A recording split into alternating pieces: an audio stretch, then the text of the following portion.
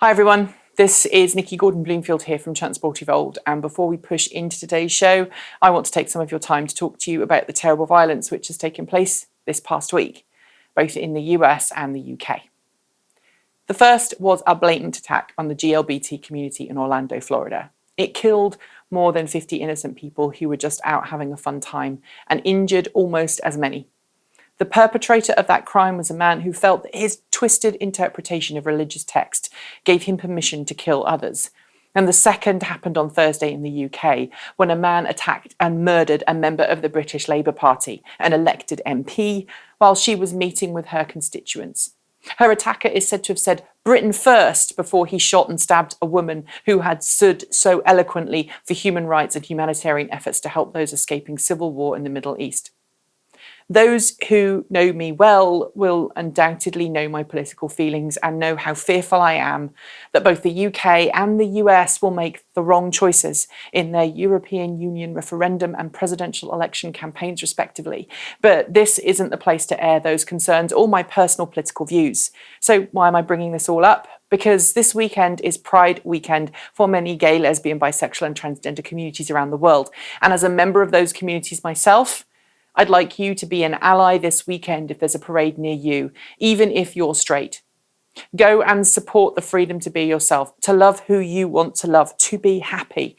Don't fill your hearts full of fear or hate or suspicion. Don't marginalise those of one particular religion, race, sexuality or gender simply because the actions of a few crazed individuals tell you that you should. Send love and understanding, be in their world and give their world wonderful things. I started Transport Evolved to help the world become cleaner, greener, safer and smarter, and I believe in my heart of hearts that when you give people equal access to all the information there is on a subject, they will ultimately make the sensible, smart choice. And today, I hope you make the smart choice as a human in more than the type of car you drive. Make the smart choice in the type of person you choose to be too. Thank you. And may those who died this past week in terrifying terror attacks have not died in vain. On this week's show, Tesla says the vehicle production in Fremont now tops 2,000 cars a week.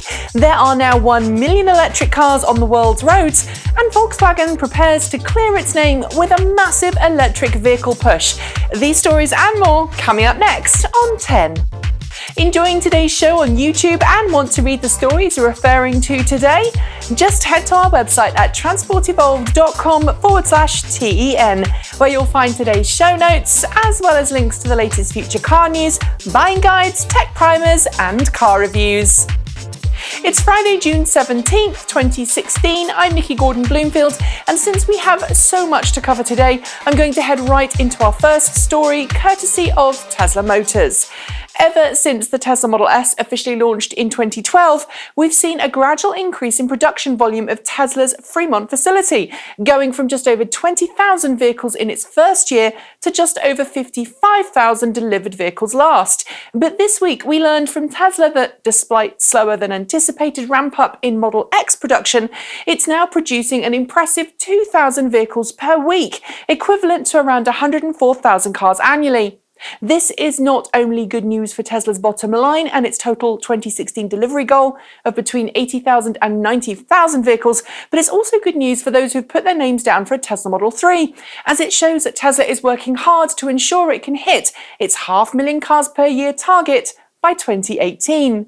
Also worthy of mention as a side note is the fact that Tesla seems to be doing just what we suggested last week with its recently launched Tesla Model S60, enticing those existing Tesla Model 3 reservation holders to upgrade to its flagship sedan ahead of the Model 3 launch next year. It's a smart move as it should help lower the pressure on Tesla, but I honestly can't say how many customers will opt to pay the premium to upgrade to Model S rather than wait a year. And before we leave Tesla for the show, I should probably also throw in mention of the rewording of its customer goodwill repair form this week, after allegations last week that Tesla was trying to shut dissatisfied customers up by making them sign an NDA when replacing faulty suspension free of charge and out of warranty as a goodwill measure. While this story appears to have blown up and blown down in double quick time, we'll keep our eyes peeled on it in case it develops further. We're off to Detroit now, where we heard of a renewed commitment from General Motors this week to focus more heavily on electrified cars, autonomous vehicles, and new ownership models.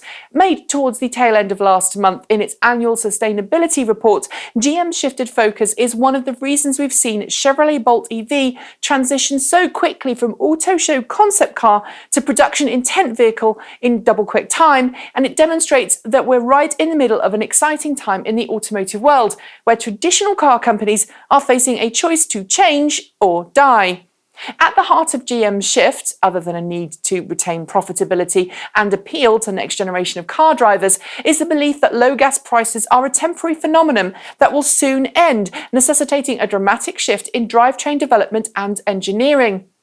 In addition to its push towards more electric and plug-in hybrid vehicles, GM said in its report that it's investing heavily towards car sharing and ride-sharing services, both developing its own set of services under the Maven brand, as well as working with Lyft on developing short-term rentals and fully autonomous vehicles.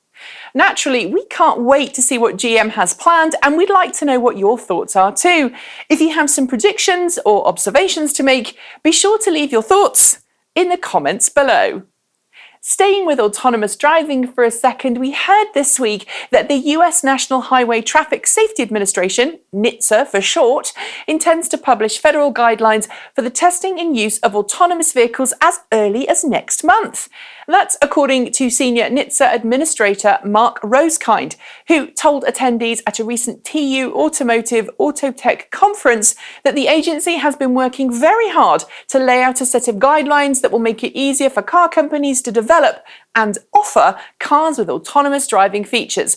While the guidelines will likely clear up many state rules, they've been allowed to set their own wildly different agendas thus far, as well as to cement the terminology that we'll all be using when referring to autonomous driving technologies on the road.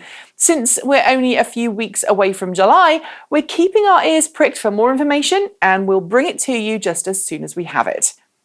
It's taken a while, and a little longer than many had hoped, in fact, but there are now 1 million plug-in cars in use around the world, and have been since late 2015. That's according to the International Energy Agency, which released a report earlier this month hailing the achievement as a significant milestone towards turning the world's transportation away from fossil fuels and onto renewable energy. Of course, the milestone is a little behind some of the goals individual countries had set themselves. For example, President Barack Obama had originally set a goal for the US alone to hit 1 million plug-in vehicles by 2015. But according to the IEA, the progress made thus far does appear to be on track to help the world achieve a maximum 2 degrees Celsius increase in average temperature. However, there's a lot of hard work ahead. In order to make sure we hit those targets, we're going to need to increase the 1 million plug-in cars on the road to 1 billion plug-in cars by 2050, or face the dire consequences. So if you're considering a new car, make sure it plugs in. And it's not just me or the IEA saying we need to accelerate plug-in vehicle adoption either. Germany's Deputy Economy Minister, Rainer Barker, agrees too. Talking this week at a forum in Berlin, the politician argued that Germany's total carbon output from transportation hasn't dropped too much since 1990, and consequentially, it needs to double down on carbon reduction in order to hit its goals of reducing greenhouse gas emissions by between 80 and 90% by 2050. And to do that, he argued, Germany needed to follow Norway's lead and ensure that all new cars sold by 2030 were zero emission. And while that's his own personal opinion rather than that of the German government, we're hopeful that someone will listen and push the same kind of legislation through Germany's parliament that we told you about from Norway last week, essentially banning the internal combustion engine from being sold in just under 10 years' time, at least for a car. Do you think it's a responsibility of governments to enact some kind of legislation, or should automakers and buyers act without it?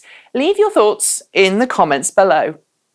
Don't think that this sudden push towards electric cars is welcomed by the entire automotive industry, however.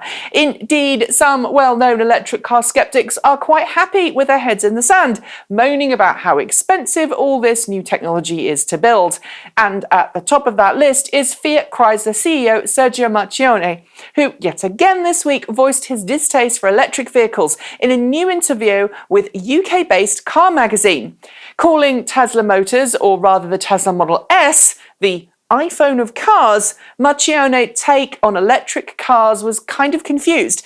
First of all, he called the Model S an icon, then compared it to an iPhone, and then said FCA makes cars, not iPhones, quipping that if it looks and smells like a Tesla, there's no way the company could make money on it. The skeptical boss said that he was confident that answers lay somewhere other than electrification. What the question was, we're not sure. I guess time will tell as if he's right or spectacularly wrong. Another automaker which was until very recently sceptical of electric vehicles was Volkswagen, but in the post-Dieselgate days it's making a lot of noise about expanding its zero-emission electric vehicle lineup, promising at the start of the year that it would introduce 20 new electrified models by 2020. Well, this week Volkswagen upped that claim further, announcing on Thursday that it intends to produce 30 all-electric new car models within the next decade.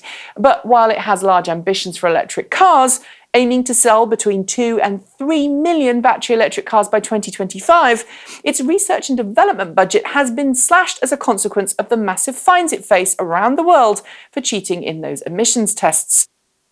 While it's great news to hear Volkswagen double down on making cleaner, greener cars into the future, skeptics will note that the automaker is due in US federal court next week to detail how it plans to compensate owners of cars affected by the Dieselgate scandal, as well as bring all of those non-compliant vehicles into compliance with EPA air quality targets. Does this mean Volkswagen is announcing more electric cars as a distraction, or is it really genuine about changing its errant ways? I want you to leave your thoughts in the comments below. From one German automaker to another now, in the form of BMW and its associated companies, Mini and Rolls-Royce, which both detailed this week 2 new Vision Next 100 concept cars as part of BMW's centenary celebrations.